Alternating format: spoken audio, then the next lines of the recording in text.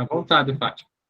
Então, meu boa noite carinhoso a cada um de vocês que nos permitiram, nessa segunda-feira, primavera já, final de mês, entrar no lar de vocês. A minha gratidão ao DG Igor e à companheira Simoni, a nossa assessora de marketing, por nos permitir fazer esse trabalho tão maravilhoso junto ao Distrito LD8 como assessora GLT. Nessa noite, o trabalho é muito importante porque o assunto é de grande relevância e nós juntamos o GST com o GLT para a gente fazer esse trabalho.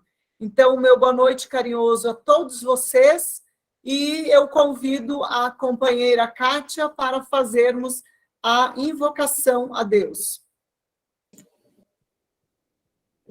Senhor, nós te agradecemos por estarmos reunidos mais uma vez em busca de conhecimento e evolução para o melhor desempenho de nossas atribuições leonísticas. Nem sempre refletimos a importância do nosso servir e o reflexo dele na vida das pessoas. E por isso, suplicamos a tua bênção e proteção para que aproveitemos este momento ímpar que nos orienta sobre o importante tema que é a doação de sangue, órgãos e medula. Através do projeto, juntos podemos aprender ainda mais. Abençoa, Senhor, as palestrantes desta noite e a todos os dirigentes e associados que estão conosco nesse momento. Assim seja. Assim seja. Assim seja. Obrigada, companheira. Então, se vocês notarem, desde o nosso primeiro seminário, a gente está entrando rapidinho, sem um protocolo longo, né, para que realmente a gente dê a maior importância para as pessoas que estão aqui para trazer esse conhecimento. Então, a minha gratidão muito especial às palestrantes da noite, né? Eu tenho certeza que a agenda de vocês deve ser bastante lotada, mas vocês tiraram um tempinho para estar aqui conosco. Também a minha gratidão às assessoras, a companheira Marli, a companheira Maria da Glória, que foram, né, atrás de fazer o convite, encontrar as pessoas certas para estar falando. Então, eu peço para que o nosso DG Igor, né, dê abertura com as boas-vindas para depois nós efetivamente começarmos o nosso trabalho. Obrigado, companheira Fátima, nossa líder GLT do distrito. Obrigado por organizar mais uma oportunidade de aprendizado, né? E agradecer em especial as nossas palestrantes, né, a Jussara e a Unira, que vão transmitir a nós este conhecimento, esse momento tão importante, né, de se tratar sobre doação de sangue, medula, né, e órgãos. Eu acho que é uma campanha importantíssima que o Distrito LD8 abraça com muito carinho, liderado aí pela companheira Marli e pela companheira Maria da Glória, que estão fazendo um trabalho maravilhoso. O distrito todo está empenhado em auxiliar nessa campanha. Então, hoje à noite, o nosso dever é ouvir, aprender e depois transmitir o conhecimento, tá bom? Boa palestra a todos e juntos podemos. Obrigada, companheiro Igor. Eu passo, então, de imediato às assessoras, né, a companheira Maria da Glória, a companheira Marli, para que apresente, então, as palestrantes para a gente iniciar o nosso trabalho. Então, boa noite a todos, sejam todos bem-vindos. Obrigado, companheira Fátima. Então, em primeiro lugar, eu acho que vamos começar com a palestra da Jussara, né, minha colega de hospital regional, né. Então, a Jussara de Lima, ela é enfermeira coordenadora do Departamento de Neurologia e Neurocirurgia e da Comissão Hospitalar de Transplantes. Ela é funcionária do Hospital Regional do Oeste, assim como eu, né, minha colega de trabalho, e a gente se dá muito bem lá no hospital, né, Jussara? Está sempre pronta, é uma pessoa que está sempre pronta para tudo que a gente precisa. Quando eu fui falar com ela, desde o primeiro momento que o governador nos fez o convite para essa assessoria, ela já se dispôs a estar colaborando, estar ajudando nessa campanha. Então, quando surgiu essa oportunidade de estar fazendo essa palestra, foi a pessoa que logo eu pensei, que conversei com a Maria da Glória, e que a gente foi conversar com ela, e de prontidão o convite foi aceito. Então, seja muito bem-vindo ao nosso grupo, Jussara, tá? Está com a palavra. Boa noite, é uma alegria estar com vocês, grata pelo convite, pela oportunidade de estar aqui falando de um tema de grande relevância, que a gente trabalha com isso, mas sabe que sempre é um tanto difícil, né? Difícil até para nós mesmos estarmos falando e também para o entendimento, muitas vezes, das pessoas da forma, né, de continuar disseminando essa ideia, propagando essa ideia sobre a doação. Mas é um tema que realmente, como a Marli falou, é de grande relevância para a população, para as nossas famílias, para os nossos dias, porque a gente vivencia isso aqui continuamente no hospital, e nós buscamos que isso seja melhorado a cada dia, a cada momento, né, que as pessoas cheguem a essa conscientização.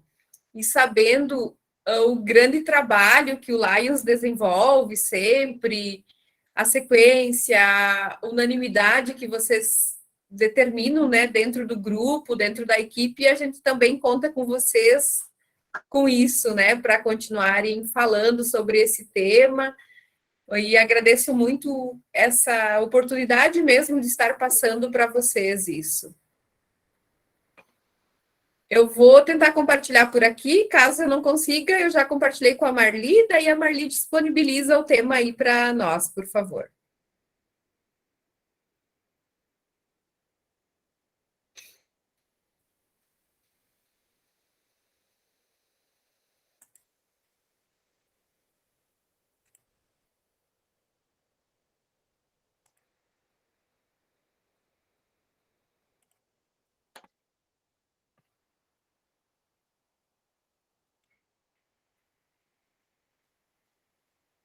Vocês estão vendo a tela ou não?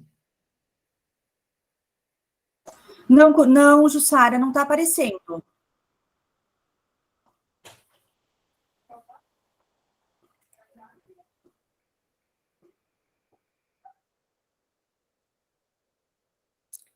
Se vocês não se importam, então compartilha para mim, por favor, Marli, que eu vou falando por aqui, então.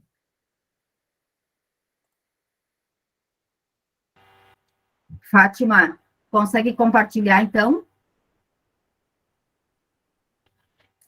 Acho que a Fátima está sem som, será? Estou sem som. Espera aí que eu vou tentar compartilhar por aqui, tá? Deixa só eu abrir ela para ver se dá certo aqui. Só um minutinho. Simone, eu vou te mandar também, que aí nós ficamos com 3. Se não der no meu, tem o teu aí. Espera aí. Deixa eu ver que agora talvez eu consiga aqui.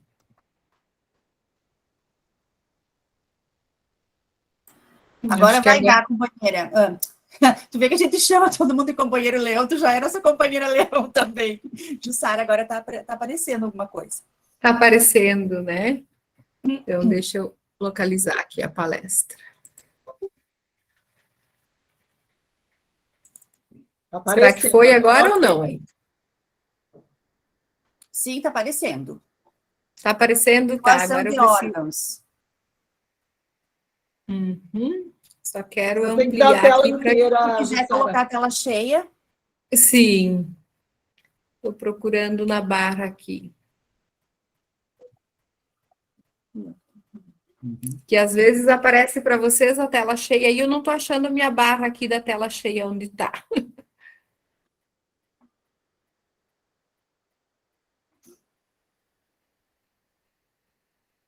Ai, meu Deus, onde está aqui?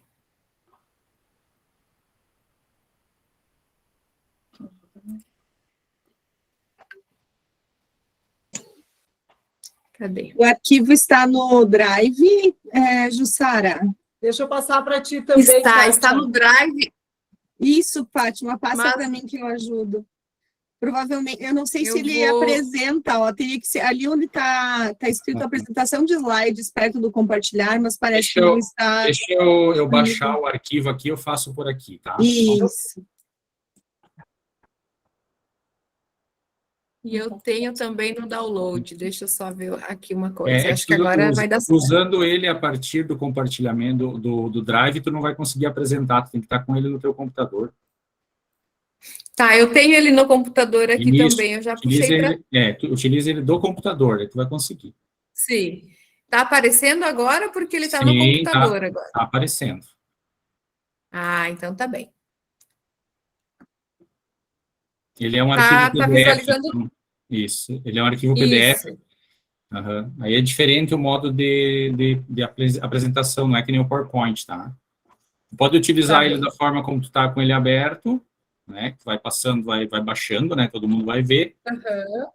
Ou tem uma forma, deixa eu abrir ele aqui para ver como é que faz a apresentação. Amor, deixa. Mas pode Mas seguir, eu pode posso, seguir assim. posso ir passando Pode ir ele. passando Pode vir assim. aqui. Aham, perfeito. Então, pessoal, falar desse tema, por mais que a gente tenha essa consciência, sempre é algo que nos movimenta, né, para buscar uma melhoria nisso, até porque nós convivemos diariamente com as duas situações, tanto do possível doador e suas famílias, quanto do paciente que aguarda pelo transplante, né? Então, eu sou Jussara de Lima, sou enfermeira coordenadora do Serviço de Neurologia e Neurocirurgia e também da Comissão Hospitalar de Transplante do Banco de Olhos aqui do hospital. Então, na nossa equipe, é um trabalho que funciona 24 horas por dia, ele é contínuo aqui no hospital, né? A nossa equipe ela é composta por enfermeiros, por técnico de enfermagem, pelo médico coordenador, e tudo que a gente faz é regido dentro de um credenciamento e de normas e de portarias. Diariamente, nós temos que ter uma organização no fluxo dos pacientes que tem no hospital, que possam ser analisados, né? Existe uma busca ativa que a gente tem que registrar diariamente. São pacientes neurocríticos, porque eles precisam ter uma causa neurológica sempre para a gente estar investigando esse processo de doação. Eu vou falar toda essa parte, porque para chegar na doação, precisa entender quais são os pacientes que são os potenciais doadores também. Então, para ser um potencial doador, para a gente realizar, efetivar uma doação, a gente passa por todo esse fluxo diariamente. Precisamos criar parcerias de informação, então hoje a gente está com vocês nessa parceria de informação também. Nós temos que ter muita atenção ao que realizamos, comunicamos, o contato que nós temos com as pessoas. Precisamos estar sempre visualizando esses exames para saber qual é o potencial doador e, principalmente, uma comunicação eficaz com os profissionais.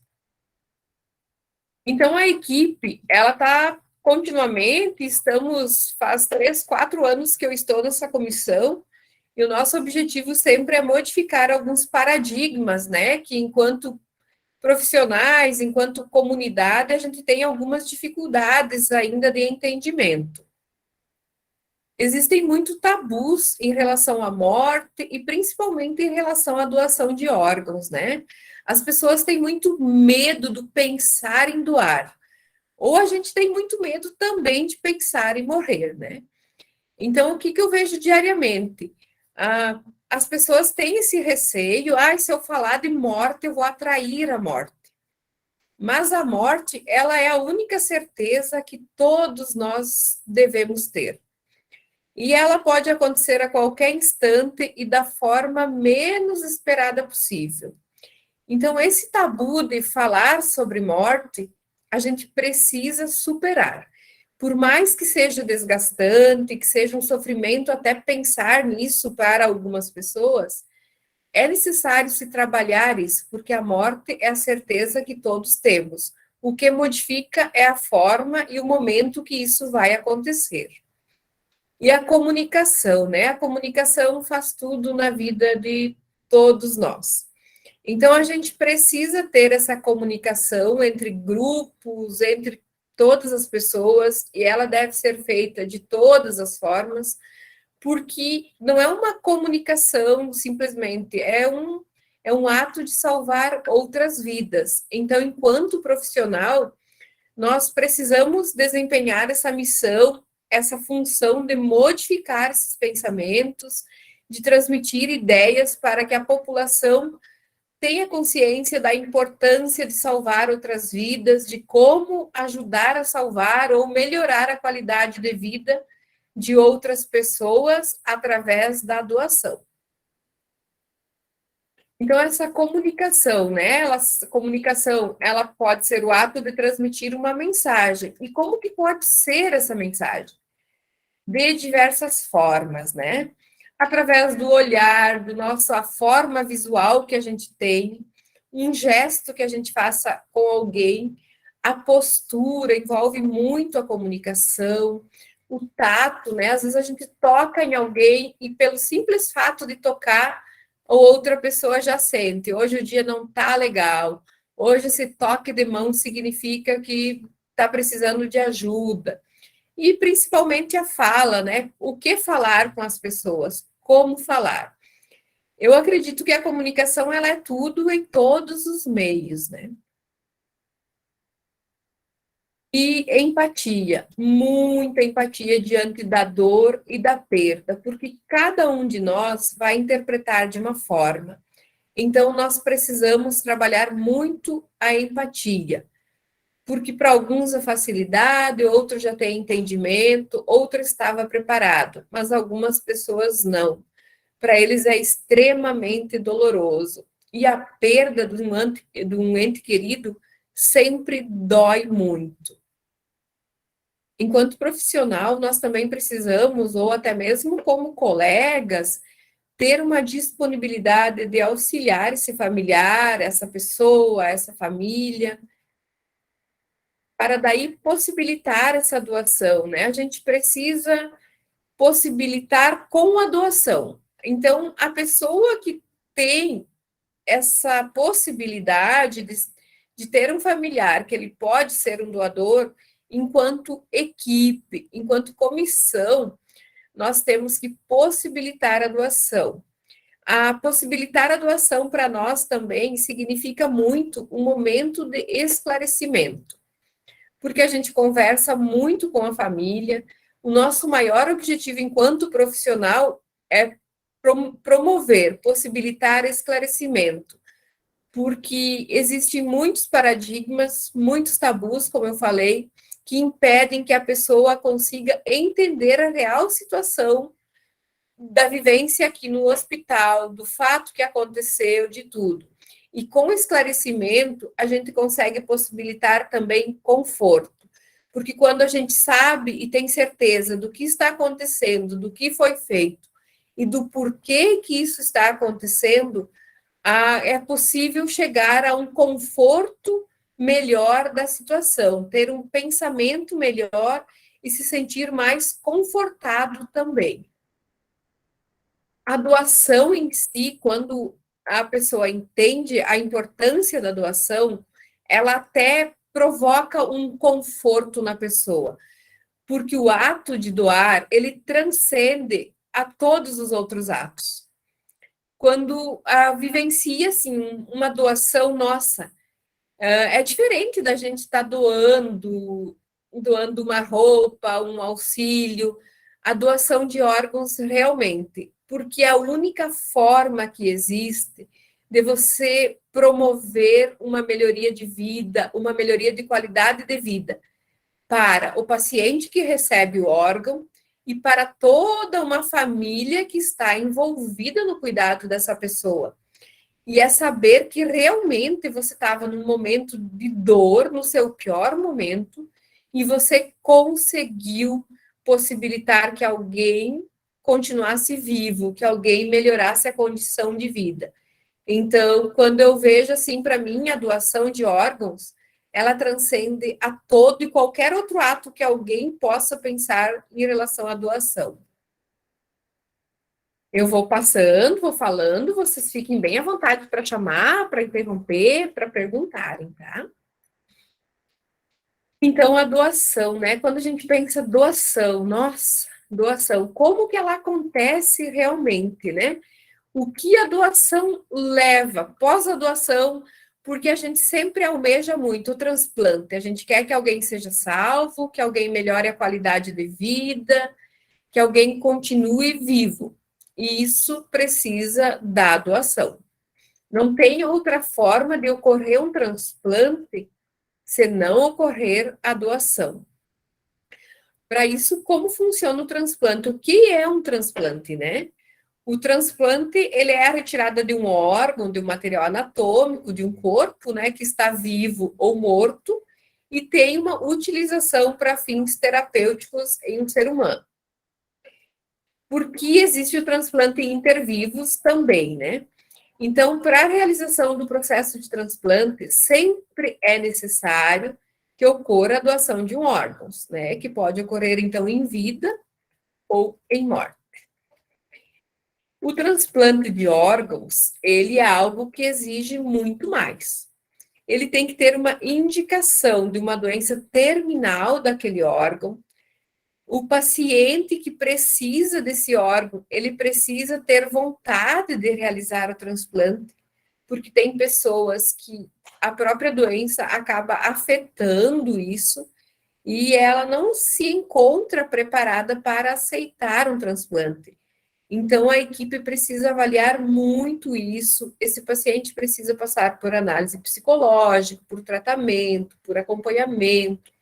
A família precisa ser acompanhada, porque não é simplesmente, vai transplantar e depois essa pessoa não tem uma dedicação de cuidado, ela não tem uma aceitação e um entendimento que ela recebeu a oportunidade de voltar a viver, de continuar uma melhoria de vida. Mas ela também precisa se cuidar, ela também precisa valorizar esse ato do transplante. Também existem algumas contraindicações. Então, para que o transplante ocorra, esse paciente não pode ter nenhuma contraindicação. Ele precisa estar realmente muito preparado para que ocorra o transplante. Quais são os tipos de doadores, né? Então, nós temos a possibilidade dos doadores vivos, que são os doadores de primeiro grau, que são o pai e a mãe, que podem doar para os irmãos e os filhos, os irmãos que podem doar e os filhos, né? Então, mesmo muitas vezes sendo diretamente de primeiro grau, segundo grau, precisa ser feito análises, testes, para ver se há uma compatibilidade, se essa pessoa, qual a idade dela, o que pode interferir ela ficando só com o órgão, como será, se ela realmente está preparado também para ser um doador. E os doadores não vivos. Esse é o que a gente precisa trabalhar muito para a conscientização. Por quê? Os doadores não vivos não são todos os óbitos que podem doar. Seria muito fácil se todas as pessoas que vão a óbito pudessem ser um doador de múltiplos órgãos. Mas, para ser um doador de múltiplos órgãos, precisa ter a constatação da morte encefálica. Caso não seja um paciente por morte encefálica, e seja um paciente que é o nosso maior número de mortos, o maior número de óbitos nosso ocorre por parada cardíaca. Se for um paciente que evolua a óbito por parada cardíaca, ele pode ser um doador de córneas, pode continuar sendo a luz na vida de 2 pessoas. Então, isso é muito importante, porque a maioria dos óbitos acontece por parada cardíaca, e a gente também tem uma fila grande aguardando por uma córnea. E muitas vezes a pessoa não sabe, outras vezes tem esse paradigma, mas vai ficar uma sequela, vai causar uma alteração de imagem, e não, né? A doação, ela é muito complexa de cuidados. Tudo é feito muito organizado, com muito cuidado, para que essa família, para que esse paciente, ele siga com uma imagem preservada. E a morte encefálica, ela é uma morte considerada uma morte invertida. Então, por quê? Porque vocês vão ver a pessoa no leito, uma pessoa que está em ventilação mecânica, que está com o aparelho, o respirador, que fornece oxigênio, que mexe o movimento do tórax, que você vê o equipamento lá, o coração batendo, tudo certo, mas o cérebro está morto. E quem manda no nosso corpo é o nosso cérebro. Então, quando é constatada a morte encefálica, a pessoa está morta. É determinado o atestado de óbito dela. E é isso que leva a um certo desconforto das famílias, porque eles às vezes não entendem. Nossa, mas como que está morto, seu coração está batendo? Então, a morte encefálica, ela é considerada uma morte invertida, porque os demais órgãos do pescoço para baixo, eles continuam funcionando com auxílio do equipamento, do aparelho, por alguns momentos ainda. Enquanto equipe, enquanto profissional, nós temos o dever de fazer o diagnóstico da morte encefálica. E todos os pacientes que tenham uma causa neurológica que leve a esse diagnóstico, é um direito do paciente ter o diagnóstico. Então, existem muitos critérios para se chegar ao resultado da morte encefálica. No Brasil, é o país mais rigoroso a isso, porque nos outros países o protocolo é com tempo menos curto e faz-se menos testes. No Brasil, a gente precisa fazer 3 testes. Sempre quando a gente pensa na possibilidade de uma morte encefálica, da morte cerebral, tem que ter uma causa neurológica. O paciente precisa ter passado por algo trágico. A morte encefálica, ela sempre é acometida de um fator trágico. Ou um trauma por um acidente, ou por um tumor, ou uma meningite, ou por arma de fogo. Então, realmente, ela é uma morte, é uma forma que já dificulta o entendimento da família, muitas vezes pela forma súbita que isso aconteceu. Aqui é o nosso termo técnico em Glasgow 3, porque isso significa que esse paciente não tem nada, nem o reflexo. Ele não tem sedação, ele não tem nada, e ele não apresenta nenhum tipo de reflexo primitivo que a gente fala. No nosso corpo existem alguns reflexos que a gente nasce com eles, independente de qualquer forma.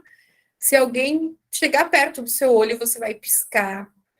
Você pode apertar teu nariz, trancar sua boca, tudo. Vai chegar o momento em que você vai buscar a respiração. E a morte cerebral, ela não permite isso, porque o nosso cérebro morre ao comando. Então, a pessoa não pisca, não respira, o olho fica com a pupila toda dilatada, ele não gira para o lado, ele não tem nenhum movimento ocular, não tem nada realmente. A única coisa que mantém a respiração é a ventilação mecânica, é o respirador. E esse paciente, ele precisa estar em ventilação mecânica. Não é todo paciente que pode se pensar, então, na morte cerebral, né? Ele precisa, o primeiro fator, estar em ventilação mecânica e ter uma causa neurológica. A partir do momento que ele tem esse potencial, que tem todas essas características, são realizados testes clínicos. Então, são feitos 2 testes clínicos e um teste de imagem. Cada teste é feito por um médico diferente e em tempos diferentes para ter toda a certeza que realmente está em óbito. Então, o nosso cérebro, ele tem os pares de nervos e isso faz com que cada nervo dê o comando em uma função dentro do nosso cérebro.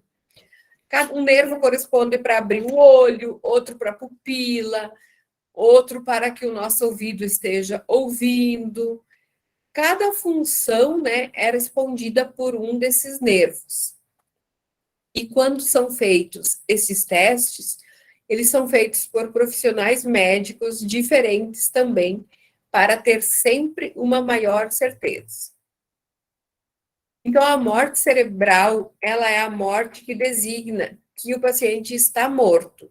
Ele perdeu irreversivelmente todas as funções circulatórias, respiratórias. E a função do tronco encefálico também, né, do córtex, que é o que nos mantém vivos. aqui um dos exames que é feito, né? São 4 tipos de exames que podem ser feitos, e aqui é um dos que é feito para diagnosticar a morte cerebral. Então, aqui é uma arteriografia ou uma angiografia que foi feito porque é injetado um catéter, né? E esse catéter vai injetar um contraste, acompanhado por um equipamento, e isso vai circular, vai ir pelo sangue. Então, esse sangue vai passar por todo o nosso cérebro. E quando não existe mais fluxo, não existe mais sangue que passe no nosso cérebro, aparece essa imagem aqui, sem nada, né? Então, aqui é até a imagem do conduto auditivo, está mostrando uma linha mais escura, que seria ainda onde tem um fluxo de sangue, mas dentro do nosso cérebro está vazio, não circula nada de sangue mais. E o que leva oxigênio para o nosso cérebro é o sangue. Aqui é uma angiografia, arteriografia de um paciente vivo, e um paciente que tem todas as veias mostrando o fluxo de sangue que está circulando. Então, esse exame de angiografia, arteriografia, ele é feito para diagnóstico de malformações cerebrais venosas, né? Que os pacientes fazem para determinar se tem aneurisma, se tem algumas patologias. É feito em pacientes vivos, mas no paciente morto, ele mostra a ausência de sangue circulando. Então, quais órgãos que podem ser doados após a morte? 2 córneas, 2 rins, 2 pulmões, coração, fígado, pâncreas, intestino, cartilagens, ossos, pele. No nosso hospital, não se faz a retirada de cartilagem, nem de ossos, nem de pele e nem de intestino. Nos grandes centros, é feito isso também. Então, aqui tem um videozinho que fala como funciona a doação de órgãos e transplante, que eu vou passar depois para vocês. Mas como que eu posso ajudar para conscientizar a doação? Porque, como eu falei, a doação, ela transcende qualquer ato. E como que a gente pode, por uma simples comunicação, ajudar nisso? Falando com meus familiares, com meus amigos, com meus vizinhos, sobre a importância em salvar outras vidas. A doação, ela é vista como o maior ato de solidariedade, de amor. Ela diminui a dor do luto, porque as famílias que doam, elas nos relatam que, ao invés de ficar lembrando da tragédia que causou aquela morte, elas irão lembrar que seu familiar vai continuar o seu legado, que ele salvou várias vidas, várias famílias do sofrimento, e isso ameniza o coração, diminui aquela tristeza, porque eles sabem que continua vivo em outros lugares, que essa alegria continua. Então, a gente sempre fala assim, seja um doador, né? Porque quando a pessoa, ela manifesta, um dia que aconteceu, eu quero ser um doador, a família sempre vai entender, por mais que no momento acho que não, depois a família, se vir acontecer uma tragédia de levar a um óbito, a família vai lembrar, nossa, um dia ele falou que queria ser um doador. Então, a família vai concordar com a possibilidade da doação.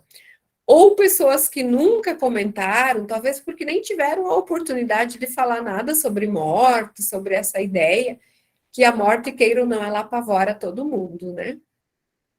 Então, às vezes a pessoa não comenta nada e depois a família fica, não, mas nunca falou nada. Então, a gente não vai doar, porque ele nunca falou. Mas hoje, quem determina é a família. Então, mesmo se a pessoa nunca falou nada, porque ela não foi oportunizada de fazer esse comentário, a família tem o poder da decisão. É a família quem define para a doação. Então, aqui tem um videozinho bem legal que mostra mesmo. Vamos ver. Você não vai aparecer aqui. Se o vídeo está privado, não estou conseguindo mostrar para vocês.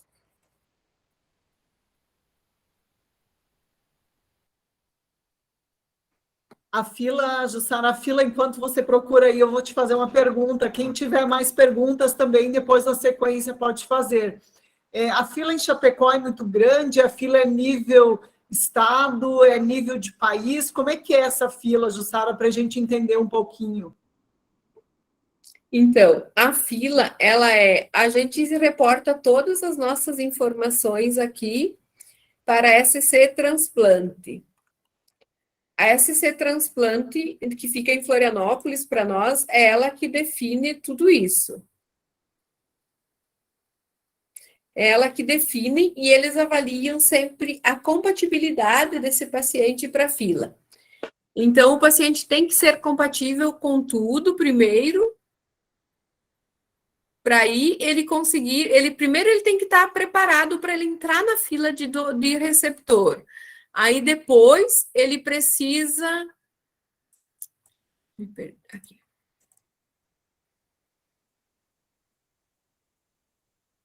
Aí depois o paciente precisa ser analisado, então ele está na fila, ele faz parte de uma fila estadual, primeiramente. Se dentro do estado não ter um órgão que seja compatível para ele, mas tem a nível de Brasil um órgão que seja compatível, também. Os órgãos sempre são disponibilizados primeiro dentro do estado, depois a nível de central nacional. Se não der, Jussara, para passar o vídeo, depois tu só nos manda, que a gente, como nós temos quase todos os companheiros dentro de grupos, né, de WhatsApp, qualquer coisa depois a gente passa nos grupos, tá? Bem tranquilo. Tá bem. Jussara, existem muitas doações aqui no Hospital Regional. Como é que é a aceitabilidade das pessoas quando vocês conversam com as pessoas? Como é que é? Tem as duas situações. Por exemplo, a gente já teve, no mês de agosto, nós tivemos 8 protocolos.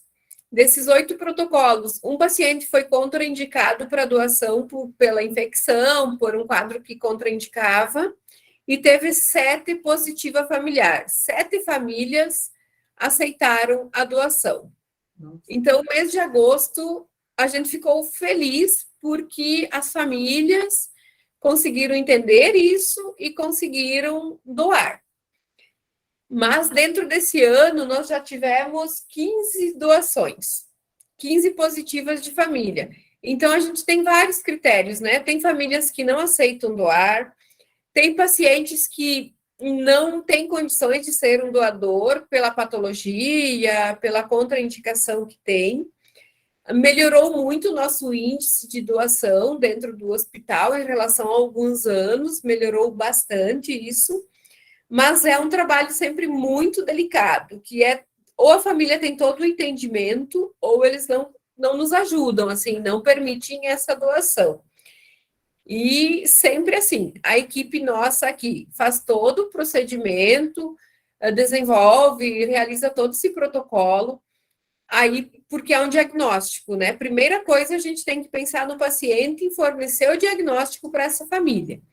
Então, após o diagnóstico concluído, a gente conversa com a família sobre a importância da doação. A gente possibilita para a família a doação. E aí, se a família permitir a doação, a gente encaminha tudo para SC Transplantes e eles irão avaliar a compatibilidade, primeiro dentro do estado, depois a nível nacional. Então, muitas vezes vem pessoal lá de São Paulo, do INCOR, fazer o procedimento de captação do coração, porque vai para lá. Nem todos os locais também transplantam todos os órgãos, né?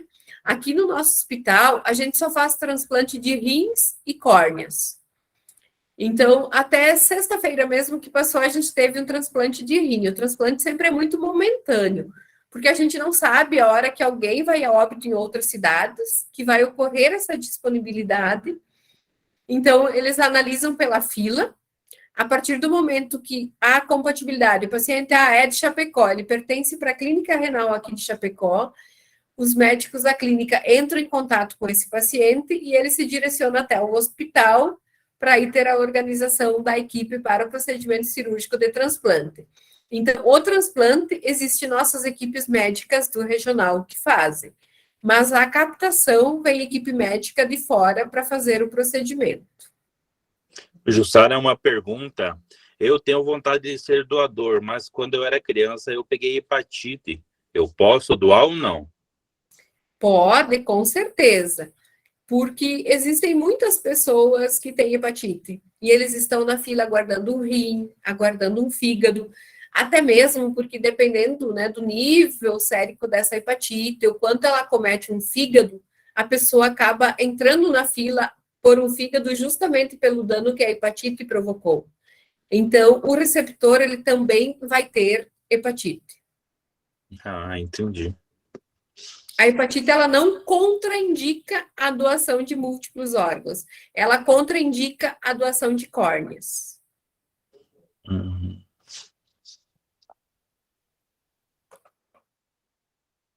Ou se alguém está aí disponível, que também consiga, porque aqui não abre o videozinho para mim. Era um vídeo bem bom, mas não abre. Mas eu vou passar, assim, o link desse Kátia, dá vídeo. uma olhada assim, naquele WhatsApp que eu te mandei, se você consegue abrir ali o vídeo. Enquanto isso, a gente vai para mais perguntas. Uma das Pode coisas perguntar. que eu acho que todo mundo pensa, né, na questão de doação, é que tem muitos óbitos, né, num mês, mas o número de pacientes que podem doar, então, na verdade, são mínimos, né? Quantos pacientes que, vamos dizer assim, no ano, que são aptos a doar e quantos doam, para a gente ter uma noção de como está essa conscientização? Você falou que começou a doação, né, nesse ano teve mais, mas tem alguma estatística para a gente ter uma noção ou não? Tem sim. Então, a gente tem, assim, todos os óbitos do hospital, eles são analisados. Então, existe um serviço de óbito também. Tudo gera uma estatística, tá? Mas vou falar do nosso setor. Teve 110 óbitos e a gente teve, desses 110, somente 8 pacientes que tinham diagnóstico de morte cerebral. O restante morreram por parada cardíaca. Tem meses que, por exemplo, vai ter 90 óbitos e a gente vai ter 4 pacientes que morrem por morte cerebral. O restante é tudo por parada cardíaca. Então, isso também confunde as pessoas, né? Porque a maior parte dos óbitos são parada cardíaca. E esse paciente, ele só pode ser um doador de córneas, de múltiplos órgãos. Ele precisa ter todos os critérios, porque o único doador de múltiplo tem que ter morte cerebral. E a morte cerebral, ela é um diagnóstico que vem através de realmente uma forma de tragédia, assim, porque é algo que acomete muito o cérebro, que tem uma hemorragia muito grande, que leva a um edema muito grande, e com isso não permite mais que o paciente tenha um fluxo de sangue no cérebro, né? O inchaço se torna tão grande que não circula mais sangue. E é isso que leva à morte do cérebro. Jussara, deixa eu perguntar uma pergunta bem leiga agora. Por exemplo, existe uma idade limite para uma doação de órgãos? E outra pergunta, por exemplo, eu uso óculos, eu consigo doar a córnea ou isso influencia em alguma coisa? Ou, tipo, meu olho não presta para doação? E dessas mortes todas que você tem no hospital regional, você, tipo assim, se forem idosos, tu consegue aproveitar para doação? Então, para córneas é até 70 anos, porque a nossa córnea, digamos que ela vai perdendo a vitalidade, a funcionalidade dela. Mesmo que uma pessoa de 70 anos, ela doe a córnea, ela, entre você não enxergar nada e você ter uma possibilidade de estar enxergando 20, 30, 40%, porque tem pessoas que têm 70 e têm uma visão ótima, né? Tem pessoas que é um relativo. Por você usar óculos, não tem problema, você pode doar da mesma forma. Essas córneas, depois de doadas, elas também passam por uma análise, né? Para ver o quanto por cento que ela tem de funcionamento. Mas aí sempre existe o critério. Se você está numa fila esperando um transplante de córnea, que você está com 1%, 2% de visão, tipo, cego praticamente, e você consegue receber uma córnea de 30%, que talvez te proporcione mais até o restante da tua vida a visão, você vai aceitar essa córnea de 30%, né? Então, por isso, assim, que córnea não pode ter hepatite, algumas doenças, mesmo patologias que super contraindicam, né? A hepatite, HIV, essas coisas que contraindicam tudo, mas o restante pode ser um doador de córnea. Até pacientes que têm alguns tipos de tumor, de câncer, eles são doadores de córnea, que isso permite a doação. Então, todo tipo de doação sempre é feito exames, todo tipo de exame é feito uma triagem, né?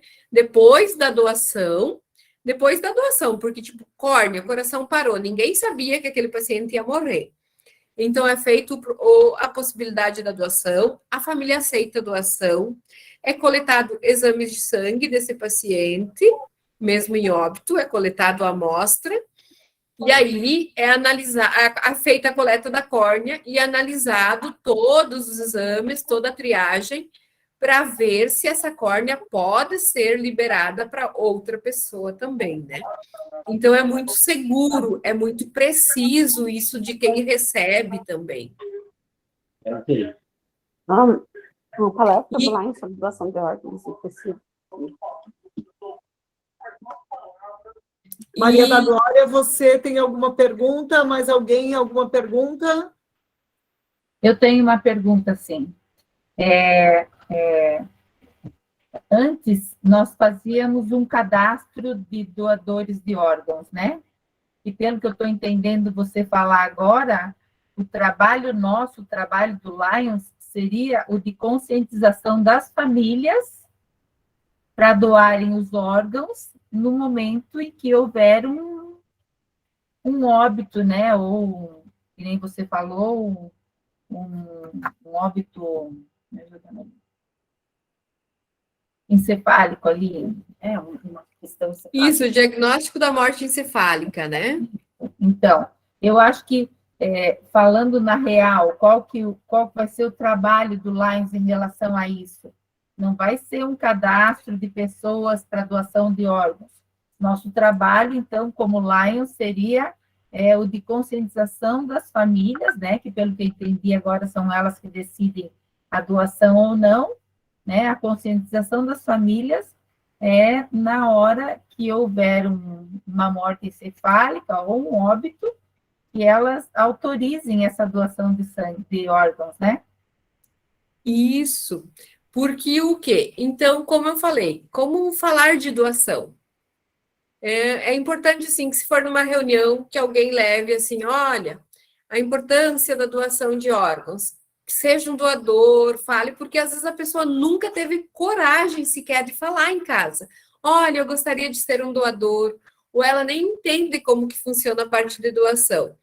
Porque há alguns anos tinha isso da carteira de identidade também, que poderia haver esse registro, né? Mas foi muito falho, porque o profissional que ele realizava a carteira de identidade, ele não tinha tempo de explicar para uma pessoa como funcionava uma doação, quais os critérios, a importância dessa doação. Então, a gente ia lá e eles perguntavam, você é um doador de órgãos? Ah, doador, vou morrer, não vou morrer? Não, não sou. O medo, né? Era o medo que se ele morresse ou se ele nem estivesse morto, alguém quisesse os órgãos dele. Então, isso era um tabu também, né? Porque não existe, para ser um doador de órgãos, tem que passar por todos esses critérios. Então, eu penso de que forma que pode? É educação mesmo. É da forma de educação, da forma de comunicação. Explicar a importância da doação, que a doação salva vidas, ou melhora a qualidade de vida de outras pessoas, de outras famílias. É conversar dessa forma mesmo. Você já pensou em ser um doador de órgãos? Ai, nossa, não, nunca, né? Olha, é importante a gente pensar para que se um dia acontecer. Então, realmente são reuniões e são em qualquer momento a gente pode estar conversando isso.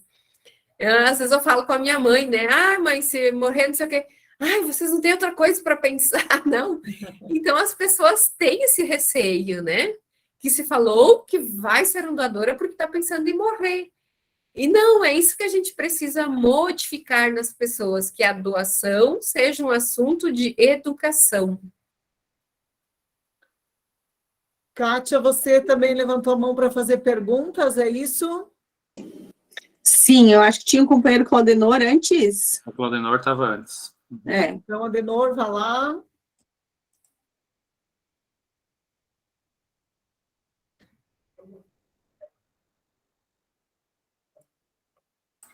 Crisleno também ergueu a mão, a Kátia. Companheiro Claudenor. Oh, agora deu. Desculpe, Ali. boa noite a todos, viu? Boa noite. Boa noite. Isso. Bem na hora que tu estava respondendo a companheira Simonique, exatamente era a pergunta, ela me roubou essa minha pergunta.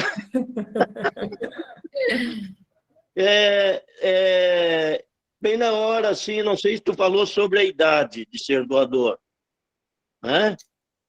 Pulei essa parte. Acho que falei só de córneas e não falei do múltiplos órgãos. Eu não sei porque bem na horinha que tu está respondendo ali, acho que no final, infelizmente aqui deu um pique, perdi o final da tua resposta.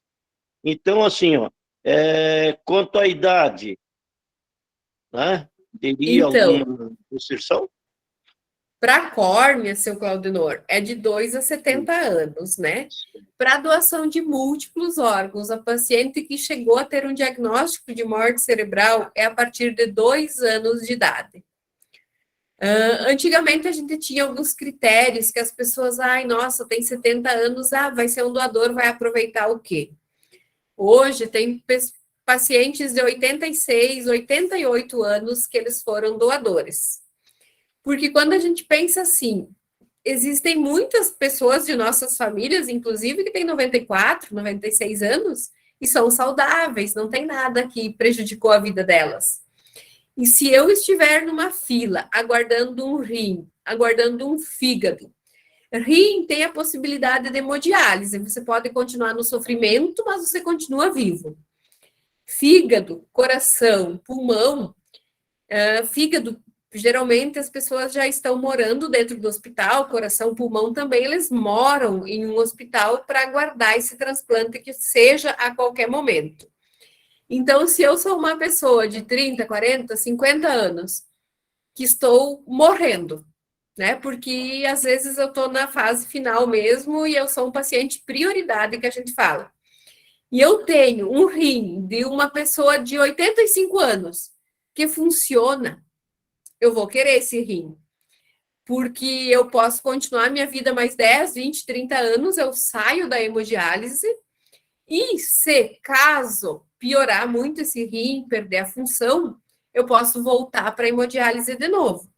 E posso entrar na fila e fazer um outro transplante, como ocorre muito. Se eu precisar de um fígado, porque fígado é assim, prioridade. Hoje ou amanhã ou 48 horas eu posso morrer. Eu estou no meu limite. E eu receber um fígado de alguém de 85 anos, 86, que tinha uma vida rígida, ele era uma pessoa normal, né, digamos, não tem por que não, eu vou continuar vivendo. Entre eu morrer hoje ou amanhã e eu ter mais 10, 20 anos de vida, eu vou optar por mais esses 20 anos de possibilidade de continuar a minha história. Então, por isso que hoje não tem mais idade. E os médicos, os profissionais que transplantam, eles também estão trabalhando muito isso, o critério da valorização da idade, do paciente que está com alguma infecção, também poder transplantar, poder ser um doador, porque se o paciente tiver alguma infecção, o receptor, aquele que recebe, ele continua com o tratamento do que doou. Então, para evitar a rejeição. Então, está se trabalhando muito entre os profissionais também, para que tenha aceite desse órgão e está funcionando. Então, sempre é nesse pensamento assim, não existe mais uma idade limítrofe, né? Uma idade, tenho 70 anos, não vou ser doador. Pode ser. A gente teve pacientes aqui conosco, do nosso meio, que tiveram 88 anos e eles foram doadores de rins e fígado. Né? Então, foram 3 órgãos. Eu acho que a família se sentiu muito honrada, muito grata pela oportunidade, porque mesmo nessa idade eles ainda puderam auxiliar outras famílias. Eu pergunto porque há uns 6 anos, 7 anos atrás, por aqui no nosso hospital, eles fizeram uma campanha assim para escrever, né, para doações de órgãos ali, né? e eu fui, disseram que eu não podia pela minha idade, isso há 7 anos atrás, né? Por isso que eu fiz essa pergunta a você. Hoje eu estou com 65, quer dizer, menos 7, estaria, logicamente, bem mais jovem, e disse que eu já não podia por causa da minha idade. E foi uma coisa que me decepcionei, porque eu sempre tive vontade de ser doador, sabe? Se mesmo vivo após minha morte, sabe, assim, se pudesse, sabe, que, né? Sou jovem, logicamente, hoje com 65 ainda, né? Mas me Nossa, recusaram muito! 7 anos atrás. Muito jovem. Companheiros, desculpa eu atrapalhar, só porque nós estamos em 20 horas e 30 minutos e nós temos na sequência depois mais uma palestra. Esse tema ele é extremamente importante e a gente está cheio de dúvidas. O companheiro Cris Leno, né? Que foi que levantou a mão. Depois, se tiverem mais perguntas, se puderem escrever no chat, que aí eu passo para a Jussara e nem que depois a gente vai respondendo no grupo, né? Companheiro Cris Leno, pode fazer então a sua pergunta?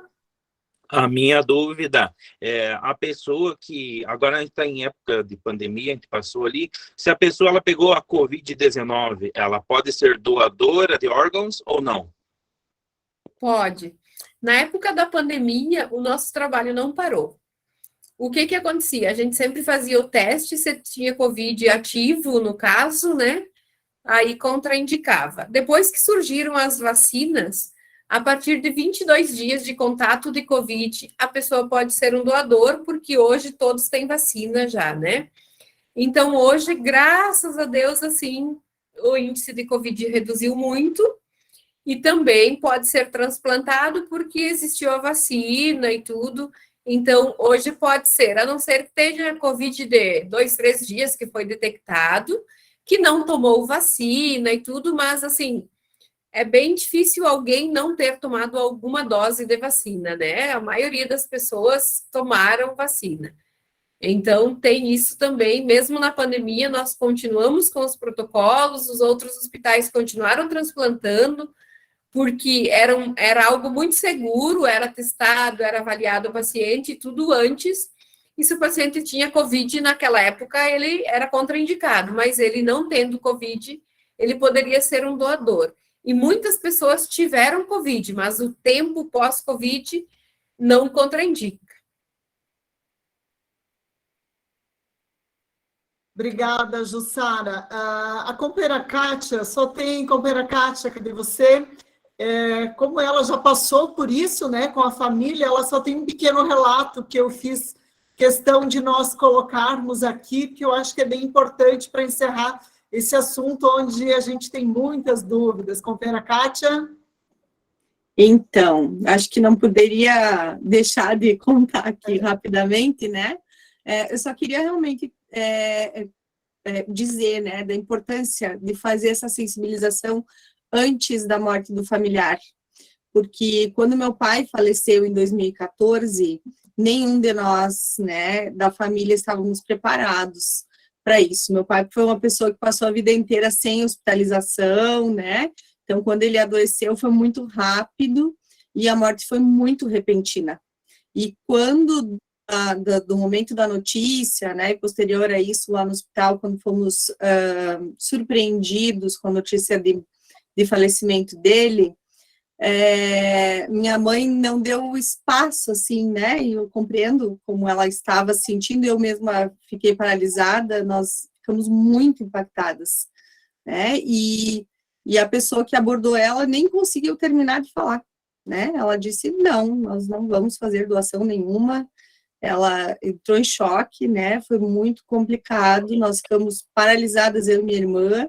Então, eu penso que nós temos um papel fundamental, né, de fazer essa sensibilização realmente antes, porque lá, no momento, especialmente quando não se espera, e aí eu arrisco dizer que a gente nunca espera, nenhum de nós, né? Não. Então, nesse momento, eu creio não seja o mais oportuno, mais assertivo, mais adequado, por mais cuidado que se tenha, porque eu vivi essa experiência na prática, e meu pai sempre foi uma pessoa muito generosa, creio, ele teria ficado muito feliz, né, de saber que teríamos feito a doação, ele poderia doar córneas naquele momento, e não foi possível, né, então, só queria deixar esse relato, para convidar todos que a gente, né, possa fazer essa sensibilização antes, já que é sempre muito difícil no ato, né, no momento da morte de alguém. Obrigada. Obrigada.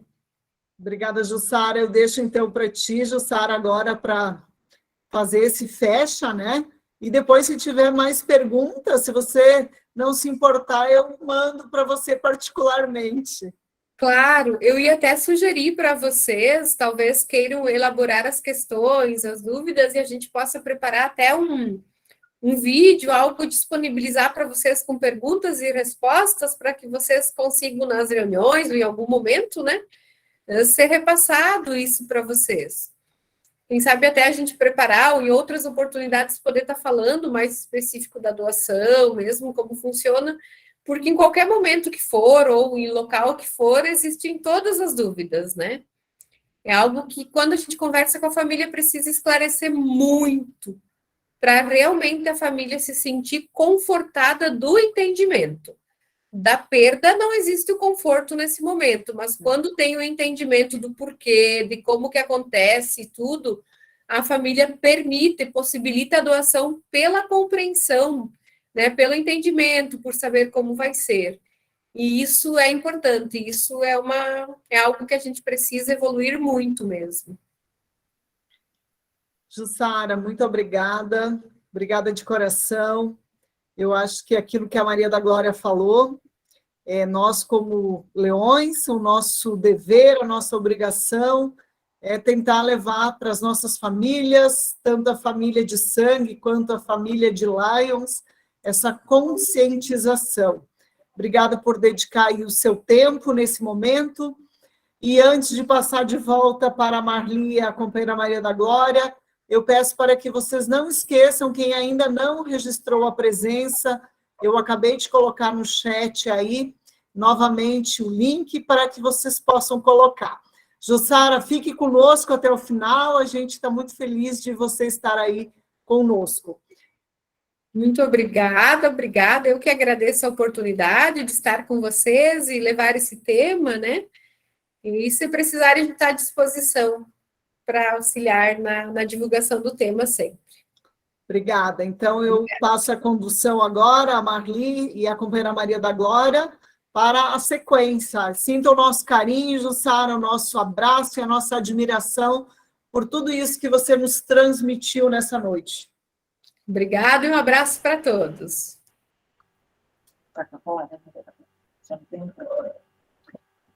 Obrigada de novo, Jussara. Boa noite, companheiros. Nesse mês de setembro, então, nós estamos fazendo toda essa conversa, porque esse mês é o mês da campanha de doação de órgãos e o mês da campanha de doação de sangue. Nós esperamos, né, que essa palestra seja produtiva, que vocês tirem todas as suas dúvidas, porque nós seremos os responsáveis por captar as pessoas para essas doações. Então, é muito importante a ação do Lions nessa campanha. Que essa campanha seja muito útil para os centros de captação, né, o de órgãos e o de sangue, e com o empenho de todos os clubes, nós seremos mais fortes e juntos nós podemos. Eu quero apresentar, então, eu ia dizer a companheira, mas sinta-se companheira, tá, Almira? Eu vou apresentar para vocês a Almira Maroli. Ela é analista administrativo, funcionária do EMOSC, e ela vai falar para nós sobre a campanha de doação de sangue. Boa noite, pessoal. Para quem não tinha dado boa noite ainda, vi algumas pessoas conhecidas aí da palestra e tal, alguns municípios que a gente já atende aqui no Hemocentro, né, muito presente, por sinal, no Hemocentro de Chapecó. Então, o objetivo da minha fala é falar para demonstrar para vocês o que faz o meu setor, que é o setor de captação de doadores. Né? Então, a minha área não é técnica, talvez algumas perguntas de vocês eu procure resposta e repasse depois, mas eu conto com vocês para que vocês tirem as dúvidas quanto a preceitos, preconceitos ou tabus relacionados à doação de sangue e medula que a gente vai falar. Tá? Primeiramente, eu queria dizer para vocês que a gente não tem uma apresentação formal, como tinha a Jussara, porque nós somos regidos pelo Centro Coordenador de Florianópolis e não foi disponibilizado ainda. Com previsão de disponibilização para o dia 20 do próximo mês, e eu posso encaminhar para a Maria, para vocês, para que vocês conversem de novo sobre o assunto e que esclareçam mais alguma coisa que possa ficar em dúvida. Tá? Então, primeiramente, eu fiz os meus itens aqui que eu vou falar. Eu queria falar um pouquinho, né, que o sangue, ele é um tecido, embora ele é um tecido, e toda vez que a gente faz uma transfusão, a gente pode dizer que é toda vez que a gente faz uma transfusão, a gente também é um tecido que está sendo de uma pessoa para outra. Então, a gente fala essa doação, da mesma forma que a gente fala o transplante de órgãos, a gente fala transfusão de sangue. Então, guardadas as proporções, é um tecido vivo que é repassado para um ser humano, né? No nosso setor, a gente trabalha, assim como os demais setores, mas no meu a gente trabalha regido sobre as leis que falam sobre a doação de sangue, porque ela não é simplesmente a captação de sangue de uma pessoa e a transfusão para outra. Existem algumas normas, alguns regimentos e algumas situações que precisam ser observadas, sempre para garantir a segurança tanto do paciente, que seria o receptor, quanto do doador, né? Só vou mencionar a lei aqui, 7649 de 1998, né? Todo o regimento nosso é feito a partir dessa lei. No centro de Chapecó, ele é regido, então, pelo centro coordenador, que é Florianópolis, né? A gente tem várias cidades vizinhas aqui, até eu vi algumas pessoas entrando de municípios vizinhos ali, que são atendidos por outros hemocentros, né? Nós temos em Florianópolis, Lages, Criciúma, Blumenau e Joinville. Em Concórdia tem um banco de sangue, né? Que é um banco particular de sangue. Ele não faz parte da hemorrede. Todo o sangue que é coletado em toda Santa Catarina, ele é distribuído em Santa Catarina. Ou seja, ele não vai para fora do município, né? O que a gente coleta aqui, ele passa de uma cidade para outra, tem essa distribuição, porque é uma hemorrede, mas não tem como ir para fora do estado, né? Então, todo o sangue coletado fica aqui. A gente trabalha com alguns critérios para doação de sangue, que é uma coisa que, antes de falar dos critérios, eu gostaria de colocar a situação da veracidade das informações. Precisamos sempre a qualidade, tanto do doador quanto do receptor. O que a gente trabalha muito na doação de sangue é que as informações do doador, elas sejam verídicas, verdadeiras. Porque existe uma entrevista do doador com a enfermeira, e alguns assuntos pessoais relacionados à sua vida íntima, que muitas vezes o doador ou omite, ou oculta, ou não fala exatamente a verdade. E isso prejudica a doação, porque quando o enfermeiro fica com dúvida na triagem que ele faz, o que acontece? Muito embora, às vezes, o sangue seja coletado, na dúvida, o que a gente faz? Descarte. Então, é um abolsamento de sangue, é uma pessoa que veio até um centro, se deslocou, fez todo o trabalho, mas, infelizmente, nesse momento não vai ser aproveitado. Se alguém quiser fazer alguma observação, fique à vontade. Estou vendo que alguém aqui levantou a mão. Não? Aqui está Mari Badia Fior, levantou a mão. Não? Tá. Então, vamos seguir. Depois, no final, a gente faz essas questões. E também, se em algum momento aparecer alguma coisa que vocês fiquem com dúvida, vocês podem ficar à vontade para me perguntar. Quem sabe no conteúdo aí a gente consegue esclarecer, né? Os critérios para doação de sangue, então. A gente tem observado que vocês têm feito uma campanha bem legal para doação de sangue. Semana passada eu liguei para a Marli, eu liguei para outras pessoas também, que a gente estava precisando de algumas tipagens sanguíneas. O Lions é uma empresa solidária, está cadastrada como hemorrede doadora de sangue, né?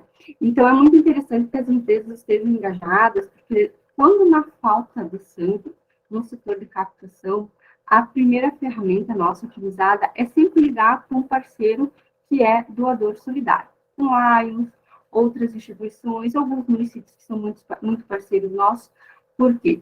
Às vezes a doação de uma em uma, ela acaba sendo um pouco mais demorada, mas quando a gente junta um grupo, a gente consegue abastecer de uma forma mais rápida o nosso banco de sangue. Se a gente olhar para o nosso banco hoje, a gente está colocando todas as tipagens O, A e B. Muito difícil faltar B, mas está faltando B. Então, para vocês verem que o consumo tem sido muito grande nos últimos dias. E a gente se prepara agora também para o final do ano, então a gente tem essa preocupação de manter os estoques dentro da normalidade para que não falte, né, para que não tenha uma escassez ou alguma dificuldade de sangue, em algum momento alguém precise, não posso dizer que vai faltar, mas que a gente tem que ficar trocando muito de sangue entre municípios pela falta aqui no nosso município, tá?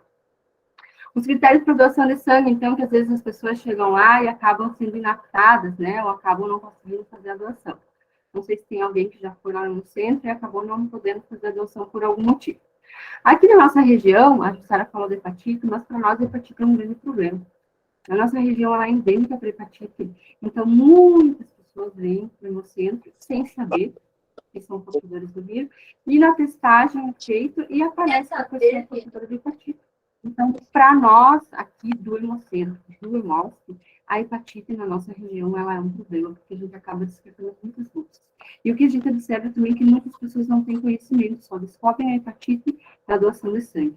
Não sei se alguém de vocês já foi fazer uma bateria de exames e o médico solicitou hepatite. É muito raro, né? Esses exames de rotina não se solicitam hepatite. Então, a maioria das pessoas que descobrem a hepatite é na doação de sangue. Então, voltando à questão, a hepatite inapta, definitivamente. Não tem o que fazer. Até me chamou a atenção que para a doação de órgãos não, né? Mas para a doação de sangue, sim. Por quê? Porque é o doador que tem. Então, a preocupação é o receptor. O receptor é um paciente, uma pessoa que está debilitada, que precisa de sangue. A gente tem que oferecer o melhor produto, o melhor sangue para que essas pessoas se restabeleçam, né? Então, esse cuidado, esse critério, a gente sempre tem. Outra questão é o peso, né? As pessoas têm que pesar pelo menos 50 quilos. 50 quilos descontando as vestimentas, né?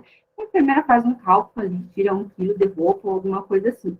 Pessoas muito magrinhas, infelizmente, não podem doar sangue. A faixa etária, de 16 a 60 anos. De 16 a 18, acompanhados do pai e a mãe, ou tutor legal, ou emancipado.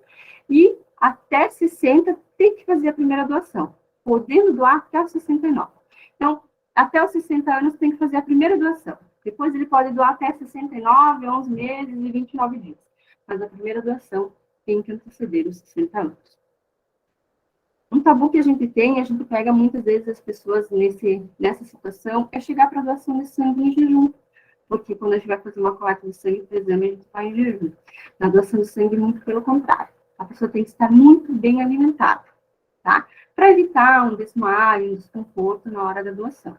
Então, às vezes, a pessoa chega lá no Hemocentro, tomou café, almoçou, geralmente no café, né? Tomou café, não tomei. Então, a gente fornece um lanche, alguma coisa que a pessoa fique alimentada, para que ela possa fazer uma doação de uma forma mais tranquila. Existe um risco maior da pessoa passar mal na doação quando ela estiver em jejum ou mal alimentada, tá? Então, acontecendo principalmente de manhã. Alguns hábitos, né, que a gente tem, o álcool, cigarro, algumas outras drogas, tudo isso vai ser analisado na triagem clínica com o enfermeiro. A triagem clínica é um questionário com 68 questões relacionadas à vida pessoal da pessoa. Aí envolve questões relacionadas ao seu histórico familiar, relacionamentos sexuais, doenças, todo tipo de situação que a pessoa pode estar envolvida. Nesse questionário que a gente pede, para que o doador seja muito franco, muito sincero, até porque as informações, elas são sigilosas, não vai sair dali, o relacionamento é paciente-enfermeira, então são informações que vão ficar ali, para que a gente tenha a menor possibilidade possível de transmissão do sangue com alguma situação. Visto que a gente tem aquela janela imunológica, né? A pessoa pode fazer alguma situação ou ser acometida de alguma doença hoje e fazer uma transfusão e ainda estar na janela imunológica e não aparecer. Então, por isso que existe todo esse critério, todo esse cuidado e essa triagem que a gente chama, né? Uma vez a enfermeira achando ou desconfiando que as informações fornecidas não são verídicas, como eu falei, a gente acaba descartando a bolsa, né? Aí aparecem assim, sempre aparecem lá no Hemocentro, né? A pessoa que vai para fazer o exame, né? Eu vim aqui fazer exame. Até essa semana chamou a atenção. Veio num dia assim, 2, 3 lá, a gente veio aqui fazer exame, né? Daí um colega meu falou, aqui vem gente saudável, né? Quer fazer exame, tem que ser no laboratório. Porque às vezes as pessoas se sujeitam a algumas condições, mas acham que pode vir lá e de repente fazer os exames e verificar se aconteceu alguma coisa ou não. Então, a gente tem todo um critério, todo um cuidado, também baseado na legalidade, né, para que a gente possa fazer uma transfusão segura. Tatuagens, piercings, cirurgias, medicamentos, todas essas questões finais. Quanto a medicamento, existe uma gama muito grande de medicamentos, então as pessoas às vezes, né, ligam muito para pedir qual que é o medicamento que toma, se pode, se não pode, não. O que a gente aconselha? Sempre ligar ou buscar informação lá no EMOSC e de repente não vir e perder a viagem. A gente já teve muitas pessoas descontentes, vieram de longe, tomava tal medicação, ficou inapta. Daí, por exemplo, veio um grupo de 15 pessoas lá de Xanxerê, tem uma pessoa que toma uma medicação, fica inapta, ela tem que esperar o tempo todo, todos os demais fazer o procedimento e ela lá parada. As pessoas ficam chateadinhas, né, de ficar. Então, a gente procura fazer essa situação, a gente tem o telefone para fazer essa triagem com a enfermeira, e a gente chama sempre para que façam esse contato conosco. E, no final, vou deixar os nossos contatos também, e que tirem as suas dúvidas antes de vir. Exames, cirurgias, procedimentos dentários, mesmo procedimentos dentários, existe um período que você precisa esperar para poder fazer a doação. Então, existe uma série de critérios, né? Então, o que acontece? Muitas pessoas, às vezes, vêm até o Hemocentro. Se a gente observar um indicativo hoje, eu tive 72 pessoas no Hemocentro com apenas 50 doadores. Então, quer dizer que todos os outros foram inaptados na triagem. Então, o nosso trabalho, às vezes, ele é um trabalho árduo, né? Porque para você fazer 72 pessoas virem até o centro, é um trabalho. A gente, eu fico lá na linha de frente e sei que é uma ligação, é um contato, é toda uma gama de ferramentas que a gente precisa utilizar para que essas pessoas venham. E quando a gente vê que tem tanta inaptidão, a gente se preocupa, né? De repente, onde que a gente pode melhorar, assim vamos dizer, para que essas pessoas venham aptas para o Hemocentro, né? Que tirem as suas dúvidas, ou se elas têm alguma comorbidade que nem venham.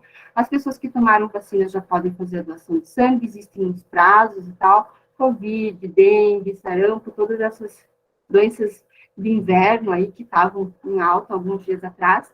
Agora, elas, depois da vacina, tem um prazo ali, a maioria de 30 dias, que você pode fazer a doação do sangue. Então, isso não impede a doação do sangue.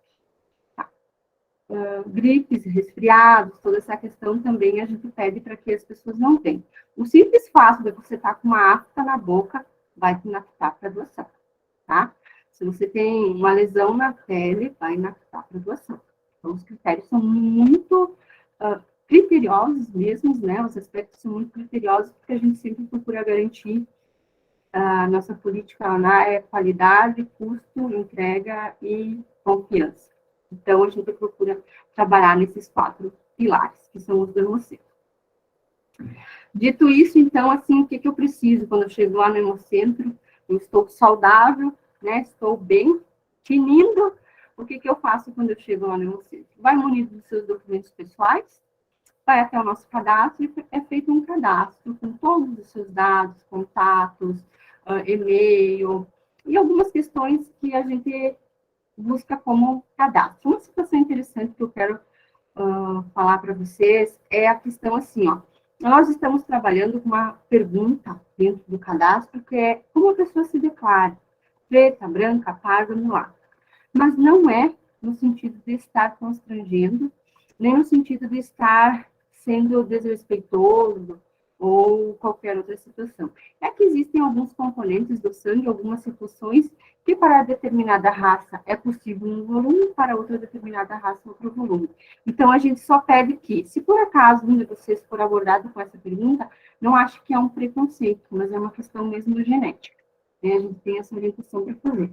E como hoje em dia está muito alto essa coisa do preconceito e tal, a gente, quando faz em grupo, a gente já orienta, porque muitas vezes a gente acaba se deflagrando com essa situação. O cadastro, ele é muito simples. É 2, 3 minutinhos, você faz o cadastro, está liberado para a próxima etapa. A próxima etapa, o que é? É a pré-triagem.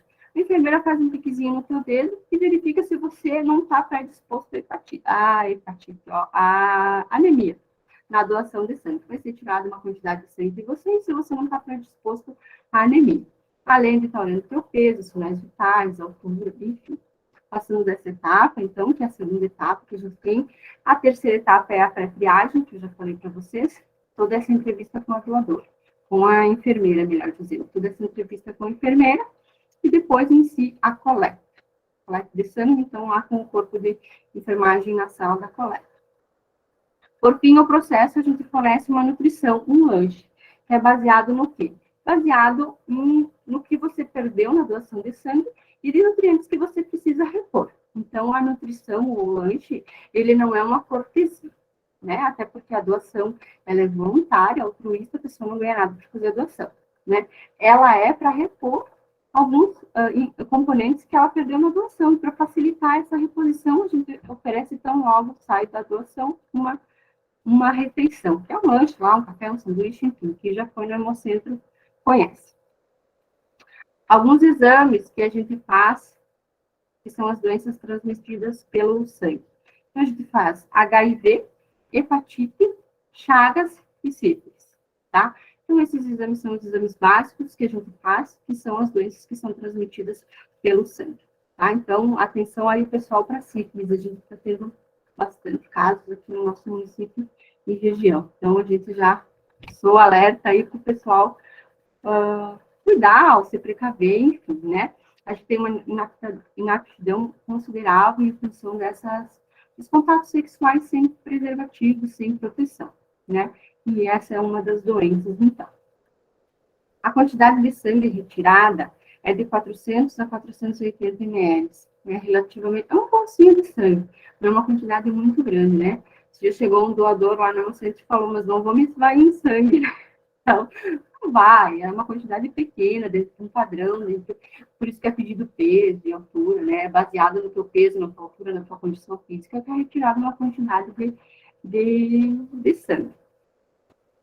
O prazo para doação, depois que você doou, fez a tua nutrição, está saindo do Hemocentro. O que você precisa saber? Para você voltar da próxima vez, se for homem, 60 dias, no protocolo que a gente entrega sempre tem a próxima doação, não ultrapassando 4 doações por ano. Se você for mulher, 90 dias, não ultrapassando 3 doações por ano. Então, a mulher doa menos, porque a gente considera que o metabolismo feminino é menor, a gente menstrua, então a gente acaba tendo um pouco mais de perda de sangue em consequência de ferro. Então, por isso que a gente faz esse padrão de a mulher acaba doando um pouco menos. Eu vi um monte de gente levantando a mão aí, o pessoal quer perguntar, quer falar alguma coisa, quer tirar alguma dúvida? Onira, deixa eu ler uma pergunta aqui que está no chat, tá? Doador que tem hepatite, não pode doar para quem tem hepatite também? Não, porque como que a gente vai fazer o controle do sangue que tem hepatite e do sangue que não tem hepatite? A gente não tem esse controle. Então, todo o sangue que tem lá é porque pode ser doado, ele é bom, saudável e pode ser doado para todo mundo. Mesmo que uma pessoa esteja hepatite, ela não vai receber sangue com hepatite, porque a nossa medida de segurança, a legislação não permite. Se é considerado diagnosticado hepatite, a bolsa de sangue é descartada. Essas perguntas, Onira, não sei, até nós pensando aqui, de repente, a Maria da Glória ou a Marli vai falar, a gente não poderia disseminar como parceiro, fazendo campanha, né, para essa doação, toda essa pergunta, essas 60 questões, a gente não poderia já aproveitar e passar isso para os nossos companheiros, para que eles entendessem que eles só vão até lá se aquelas perguntas estiverem sendo, vamos dizer, as que são positiva e as não, né?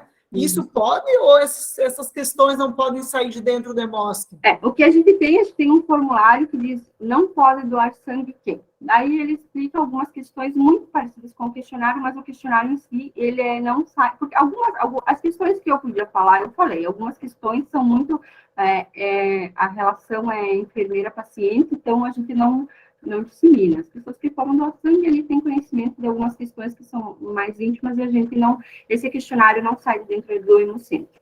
É uma norma também de legislação, né? A gente atende daí, né, para não... Uma outra pergunta, infecção crônica na bexiga e uso contínuo de antibiótico, pode doar sangue?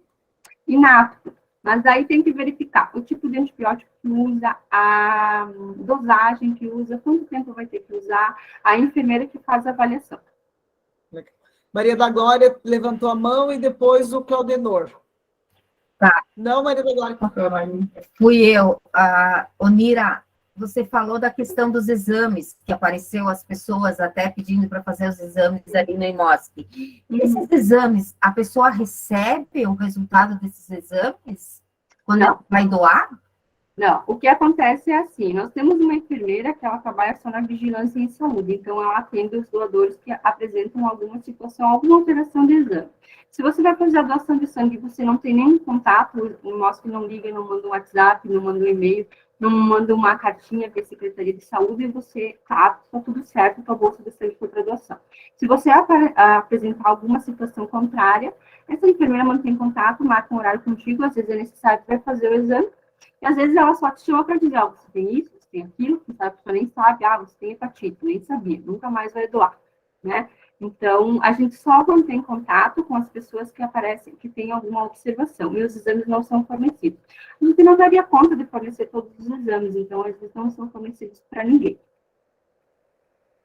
Claudenor, então, e depois o Crisleno também levantou a mão. Vamos por ordem ali. Pergunta simples e rápida. Tu falaste que pode ser doador até os 69, né? 69 anos.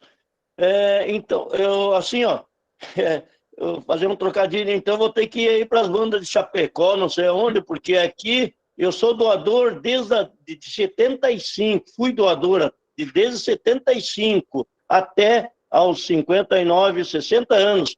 Quando fui doar, disseram que eu não podia mais ser doador pela minha idade.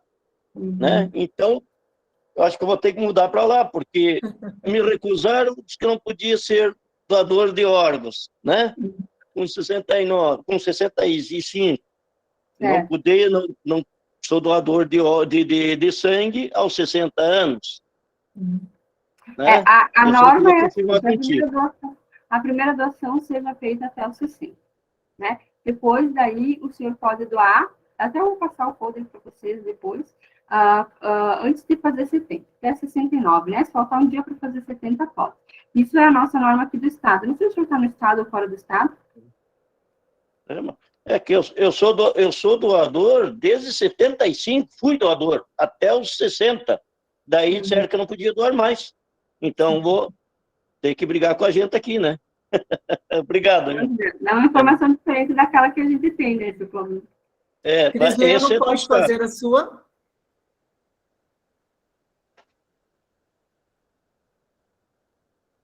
Onira, e sobre a doação de plaquetas?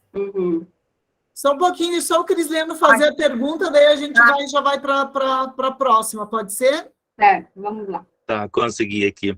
Viu, a minha dúvida é a seguinte, como eu comentei agora há pouco ali, anteriormente, quando era criança, eu tive hepatite. Como que funciona o hepatite dentro do corpo do ser humano? Ela sai ou é para a vida toda? Como que se comporta?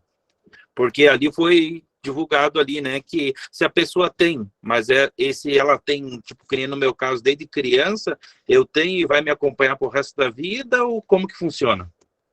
A gente avalia, né, a observação que a gente tem assim, teve hepatite viral após os 11 anos de idade.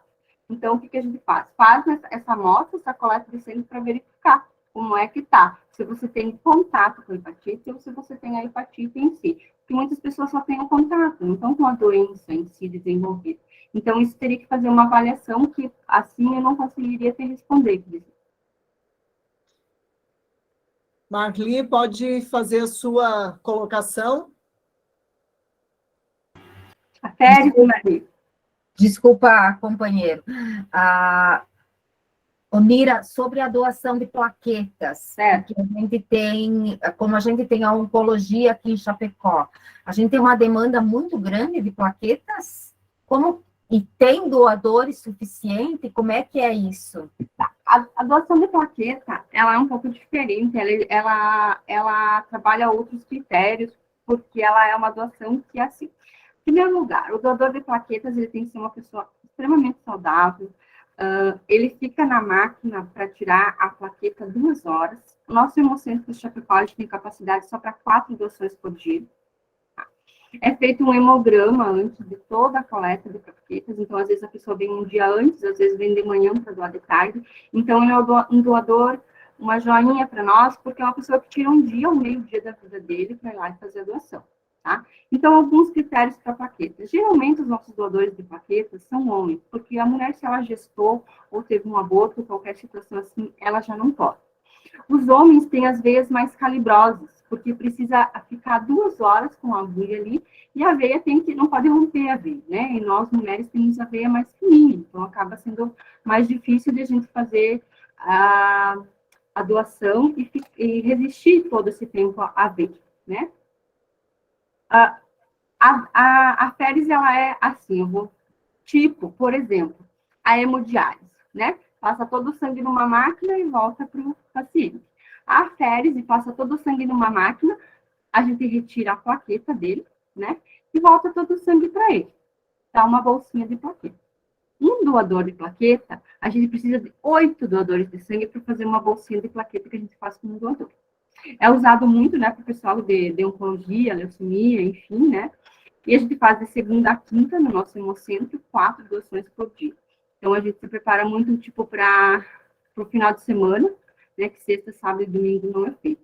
E a gente tem uma dificuldade para o doador de plaqueta, porque as pessoas não conseguem tirar um dia, porque não é uma doação que é feita...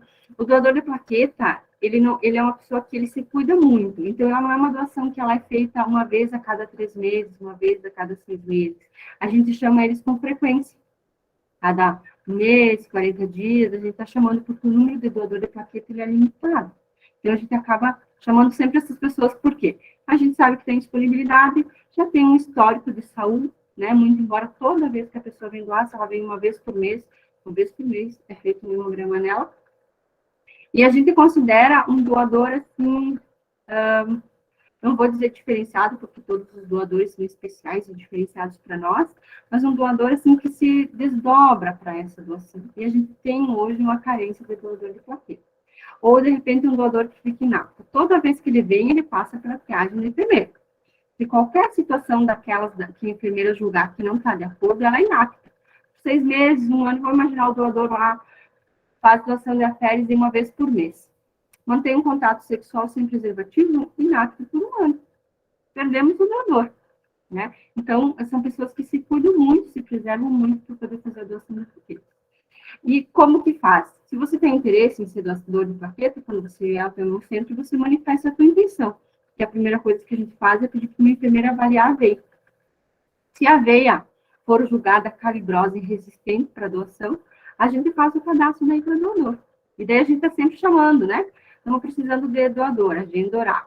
Os nossos horários para plaqueta são às 8, às 10, às 1 e às 3. Então, se tiver alguém aí que quiser ser doador de plaquetas, é só chegar lá e a gente estamos precisando, inclusive.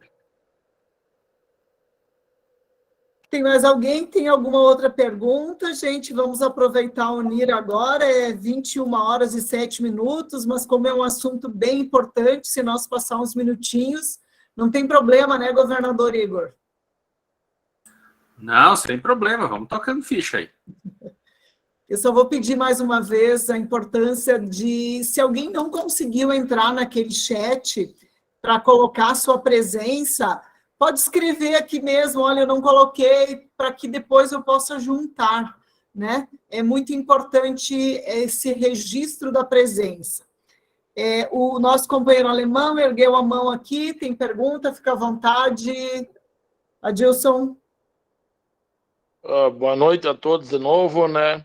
Assim, ó, que nem nós estávamos falando ali, o Cris Lena falou ali da hepatite, tá? Eu também tive a hepatite de pequenininho, vamos dizer, tipo 10, 11 anos. E eu sempre faço cada pouco os exames. E a última bateria de exame agora, esse final de ano, de 2021, eu fiz e o médico me disse que eu podia ser doador. Porque eu estava imune, não tinha mais o vírus, e eu não sei como explicar, tem um pH, ou não sei, não pH, tem umas outras letras que o meu sangue estava muito bom, apto a doar. Uhum. E a hepatite, a gente tem, assim, histórico de hepatite viral após os 11 anos de idade. Então, se você teve antes dessa faixa etária, existe uma possibilidade de você anular o vírus, como eles chamam. Mas aí, como eu falei, não tem como saber por aquilo que você está relatando pelo histórico. A necessidade de fazer avaliação sanguínea conforme é a nossa normativa. Eu, por exemplo, tenho hepatite e nunca soube na vida, só soube o dia que eu fui fazer doação de sangue. Né? Então, é muito comum na nossa região, muito comum. Mais alguém, companheiros? Vamos aproveitar aqui.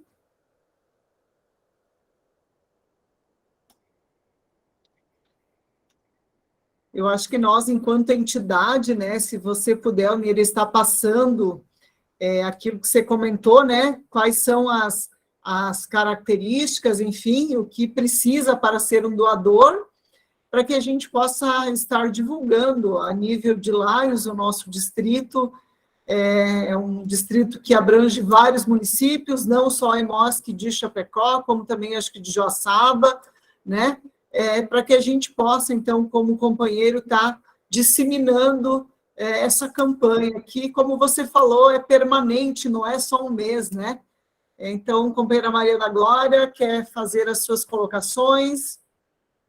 Onira, e só ainda mais uma questão, e a questão da doação de medula, Sim. bem rapidinho, também a gente está trabalhando esse tema também nesse mês, né, com os companheiros, com a comunidade em geral. Tá. A medula, gente, ela é bem diferenciada. Não é feito no estado de Santa Catarina, aqui a gente não faz a doação de medula, é só feita em São Paulo, Rio de Janeiro, Porto Alegre e Curitiba. O doador de medula, o cadastro dele é muito semelhante ao doador de sangue, mas a coleta é só 5 ml de sangue que é coletado para fazer um exame de histocompatibilidade. Esse exame é 1 em cada 100 que é compatível. Até não sei se vocês viram, nós temos uma menina aqui em Chapecó, né, que está fazendo uma campanha bastante grande, que ela descobriu que ela está com leucemia. Então, ela está fazendo uma campanha bastante grande para doação do sangue, porque todos os parentes dela já tentaram doar, infelizmente, ninguém foi compatível. Então, ela está naquela janela, 1 em 100 mil, para ela conseguir um doador, né? E o transplante de medula, como que ele é feito? São 2 tipos que é feito. O primeiro deles, o doador, ele é feito fora do estado, como eu falei, sempre na região mais próxima, no estado mais próximo do doador. O tipo de doação, de procedimento que vai ser feito é sempre de acordo com aquilo que o médico do paciente decidir. São 2 formas de fazer a doação de medula. A primeira delas é em centro cirúrgico, com anestesia, necessidade de ficar até 15 dias fora de casa, todos os custos são o SUS, né? Esse procedimento, ele é como? É feito punção no osso da bacia e é retirada a medula óssea. E a gente tira a medula óssea, não a espinhal, aquela que tem dentro do osso, responsável pela produção de sangue. O que é basicamente o transplante de medula, doação de medula? É tirar uma medula que não produz sangue bom e colocar uma que produz sangue bom, né? E a pessoa possa regenerar, porque isso em 15 dias a pessoa está completamente regenerada. O primeiro procedimento é dessa forma. O segundo procedimento, ele é tipo uma férise. Eu falei, a pessoa vai na máquina e é tirado dela os complementos, as células de medula óssea. Mas ela toma uma medicação para que seja estimulado e seja jogado na corrente sanguínea as células de medula óssea. Esse procedimento é mais simples, não precisa anestesia, em torno de 5 dias a pessoa já está liberada para suas atividades normais. Desculpa. Os critérios para isso agora é 18 a 35 anos, só que pode. Fica no banco de dados até 60 anos.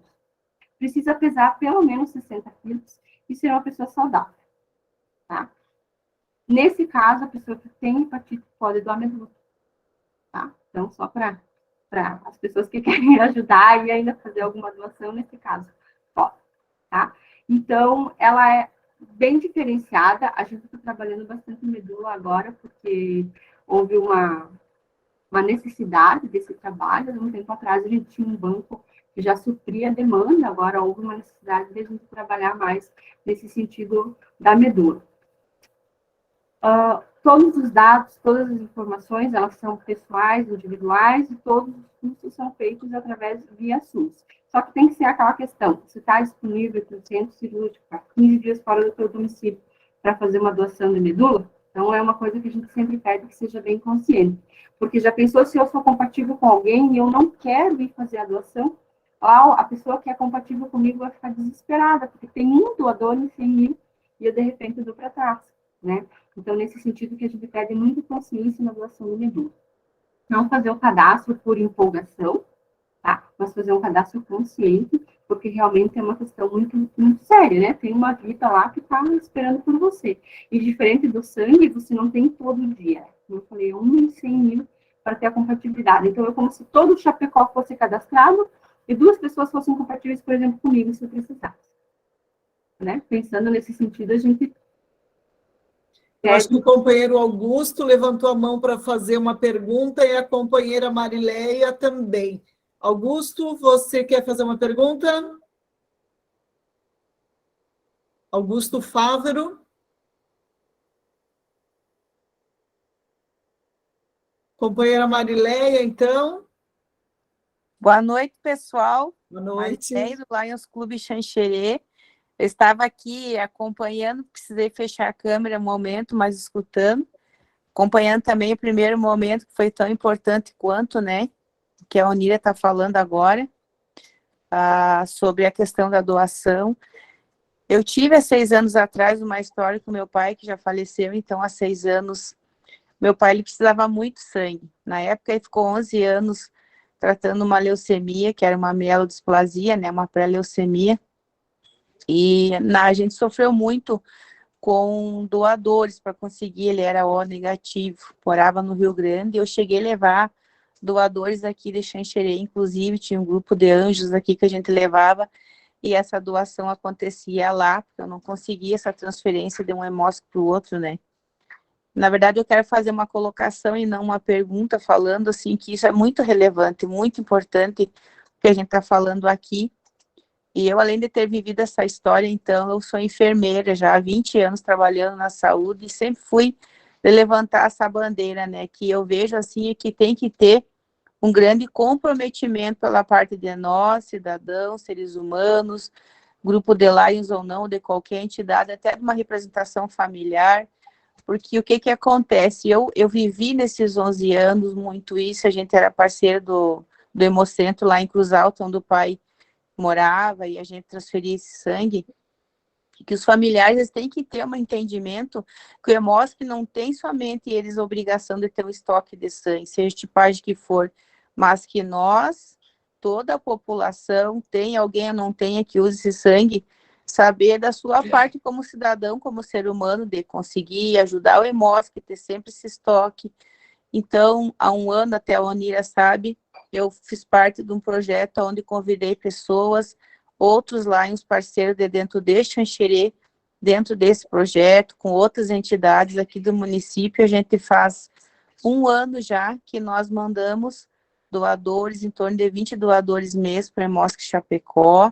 Já fizemos também uma coleta externa esse ano aqui, que conseguiram captar, se eu não me engano, 65 pessoas, que deu certo no dia da coleta aqui, tudo através de um trabalho que a gente desencabeçou e está dando certo, graças a Deus. Então está sendo parceiro, né, Onira, com o Hemosc já. Então eu digo assim que todo mundo pode, né? Pelo que eu entendi aqui, tem também Lions de outros municípios, que é uma sugestão que eu dou, buscarem o apoio da Secretaria de Saúde do seu município, buscarem clube dos empresários. Aqui nós temos o CDL, temos a SIX, que são parceiros, né? Como eu falei, os outros Lions também, grandes parceiros, enfim, que são pessoas que podem fazer esse movimento, que eu acho que se cada um fazer a sua parte, né?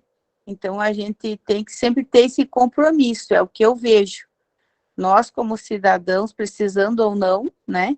A gente precisa ter essa contrapartida, porque o Hemosc sozinho ele não consegue manter esse estoque de sangue. Xanxerê, por exemplo, é de 300 a 400 bolsas de sangue em mês, talvez até mais, porque é uma estrutura grande, um hospital que também é regional, e é uma referência cardíaca, assim como outras cirurgias que acontecem, então nós temos que ter esse comprometimento. Então, minha sugestão é que se algum município que está aqui participando não tem esse projeto especializado nessa parte de captar doadores, como o Xanxerê está fazendo, graças a Deus, é uma sugestão, então, de se unir, né, as forças e buscar pessoas para que isso aconteça, tá? Obrigado, companheira Marileia. Eu acho que de pergunta é 21 horas e 20 minutos. Onira, tem mais alguma coisa? Companheira Maria da Glória, Marli, para a gente poder encerrar este assunto importantíssimo? Não, eu acho que a gente só quer agradecer a disponibilidade da Onira, né? E como a Jussara também, a Onira também foi uma pessoa que também se colocou à disposição desde o primeiro momento. E enquanto Lions também, Onira, você sabe que pode contar conosco, né? Manda lá os recadinhos que a gente vai disponibilizando nos grupos, conforme a disponibilidade, o pessoal vai atendendo, né?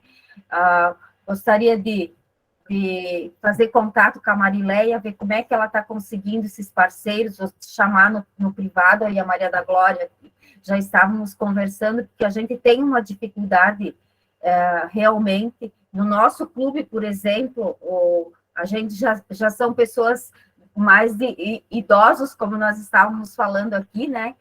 E traz 7, 8, 10 doadores e na realidade consegue com que uma pessoa só consiga doar, né? Então, nós temos que sair captando mesmo pessoas externas da população, né? Então, vamos fazer contato contigo, Marileia, ver como é que vocês estão trabalhando em Xanxerê para a gente fazer isso também no nosso município, tá? Eu acho que os outros Lions também que façam projetos de captação, de repente compartilhem, né, com os outros, para a gente poder avaliar, eu posso fazer dessa forma, ou eu posso fazer dessa forma. Nós já discutimos como a gente vai poder trabalhar também, e a gente também pode disponibilizar para os outros o jeito que a gente achou, né? De repente as pessoas, esse jeito é melhor para nós, ou esse daqui é melhor. Então, eu acho que vai funcionar sim. E agradecer, Onira, de coração, agradecer, e continuamos à disposição, tá? Onira, mais uma vez, então, em nome da assessoria GLT, agradecer por você estar conosco nessa noite, pelo volume de informações. Eu acho que se a gente deixar aberto, a gente vai ficar muito mais tempo, porque são muitas dúvidas, mas eu acredito que aquilo que a Marileia falou, juntando as duas assessoras, né, que elas vão estar levando, né, quem sabe, essa questão da captação para os outros clubes também, até porque dentro do nosso distrito, volto a falar, nós temos em Mosque Chapecó, tem Joaçaba, para que a gente consiga fazer um trabalho legal. Agradeço muito a presença de vocês, companheiros. Eu sei que nós estamos vivendo um momento de última semana de eleição, nós estamos vivendo um momento que tem muitas palestras online, e alguém hoje dizia, nossa, de novo, Fátima. Aí eu colocava assim, de novo, sim, porque sempre nós estamos dispostos a passar conhecimento a quem está interessado em participar. Então, não é a quantidade de pessoas, mas sim as pessoas que estavam aqui conosco e que estão ainda, que podem estar disseminando esse conhecimento dentro do seu clube, dentro da sua família e dentro da sua comunidade. DG Igor, antes da oração pelo Brasil, você quer dar o teu recado? Sim, Fátima, só a título de informação, né? Lembrar os companheiros que a nossa campanha do Distrito LD8 nessa área está de pé, né? Nós temos um código específico, o código 3723 de doação, então os clubes estão motivados para participar. Eu dou um exemplo, não sei se tem algum companheiro de Rio das Antas, nós estivemos visitando o Lions Clube de Rio das Antas nesse final de semana, e eles têm uma parceria muito forte com a Prefeitura Municipal, onde todos os meses os companheiros e familiares vão até Joaçaba fazer a doação. Então, são formas de estar doando e estar participando da campanha. A Secretaria de Saúde disponibiliza a van, né, a Simone está me lembrando agora, disponibiliza a van para eles, e eles vão de van até Joaçaba, onde fazem a doação, né, de sangue, o clube inteiro e mais os familiares. Então, é uma forma também de estar trabalhando essa campanha. Agradecer a todos pela presença, agradecer às nossas palestrantes aí por ter trazido muito conhecimento, as nossas assessoras, a Maria da Glória e a Marli, a nossa PDG Fátima, né? Obrigado por tudo, pela oportunidade de estar trazendo esse tema para nós. Não esqueçam que doar sangue é doar vida. É o meu projeto a minha menina dos olhos, assim, eu quero muito que dê certo, e eu convoco todos vocês e os seus clubes para que a gente faça um movimento muito grande e faça muitas doações. Obrigada. Obrigado a todos. Obrigada. Aquilo que falou a Marileia, né? Tomara que a gente não aprenda na dor isso, né? Que a gente aprenda do amor, que a gente aprenda a nos doar antes que a nossa família ou que nós, quem sabe, possamos precisar. Então, mais uma vez, agradecer o carinho de todos vocês. Nós teremos no próximo mês uma palestra sobre visão, visão externa e visão interna. Visão externa, a companheira Mariluce Basso, que é assessora da visão, está convidando um oftalmo, ele vai falar um pouquinho, né, os cuidados da visão. Por outro lado, eu convidei uma psicóloga que vai falar um pouquinho sobre a visão interna dentro dos nossos clubes. Então, eu gostaria muito que vocês voltassem a estar conosco, que vocês convidassem os companheiros do clube de vocês. Afinal, o nosso distrito tem 2.700, né, Igor, me ajuda? 2.870. 2.870 associados. Eu acho que a gente pode estar trazendo mais gente para esses momentos. Companheira Cirlei, eu peço, então, para que você faça... Fátima, só um minutinho. Vamos fazer uma foto, para os companheiros abrirem as suas câmeras, né, para nós fazer o registro oficial da nossa palestra. Então, os companheiros que tiverem disponibilidade de abrir a câmera, por gentileza, para que nós possamos fazer a foto do nosso momento. Sorrindo para a câmera. 3, 2, 1. Feito. Valeu.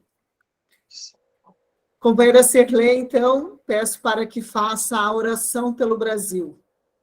Ok. Ó Deus onipotente, princípio e fim de todas as coisas, infundi em nós brasileiros o amor ao próximo, ao estudo e ao trabalho, para que façamos de nossa pátria uma terra de paz, de ordem e de grandeza. Velai, Senhor, pelos destinos do Brasil, assim seja. Assim seja. Mais uma vez, gratidão, obrigado pela presença de todos vocês, e que a gente possa se ver, eu acho que lá em Pinhalzinho, né, Igor, vai ser no dia 22, a gente estejamos todos juntos, nos abraçando e realmente matando a saudade. Um beijo carinhoso a todos vocês, fiquem com Deus.